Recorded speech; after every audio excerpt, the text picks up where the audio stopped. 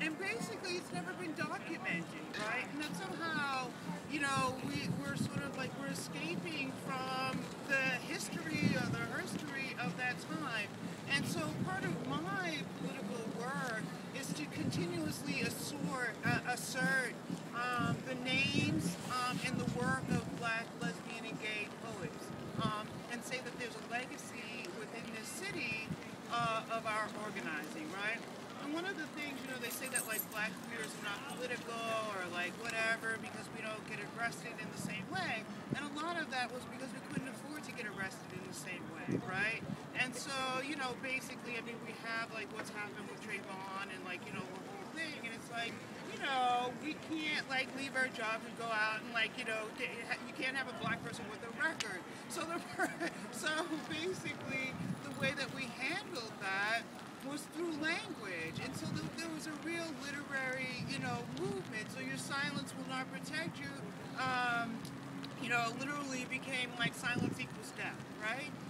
So we created a whole language, and that was our way of like really, creating an intervention. So that's one of the things that I wanted to say, and that's really what's behind, what I'm doing. And then I always want to tell this story. Oh, we're getting rained on. One of the most powerful things that I've ever seen, and I don't know if anyone's ever heard of Asado Saint, and Asado Saint was this Black gay poet, and he was about 6'5", right? And he used to cross-dress. He would wear suits, and he would basically wear high heels at the same time.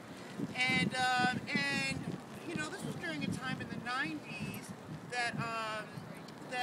so everyone was dying, and Donald Woods was a prominent Black gay activist, and families were trying to say that basically that they were denying that people were dying of AIDS. They were denying their gay children or whatever.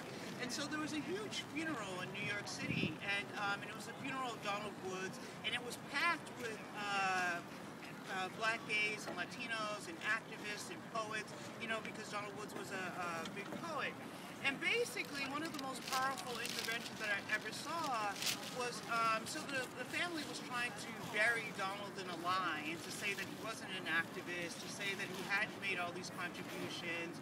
And basically, Asado Saint got up, and he was actually, he had actually received his HIV status, and he was like, he just didn't care anymore, and he got up and he stormed this church, right? That was like, I mean, it was a funeral, and he stormed the pulpit. I think like the preacher had like walked to another side of the room, and he stormed it, and he said, Donald Woods was a Black gay man. He did not die of heart failure. He died of AIDS, and he was proud.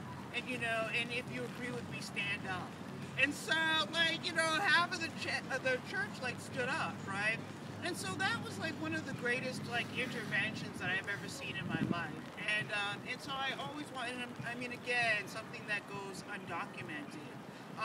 And so I always want to tell that story, and I want that story to sort of like be passed on, and I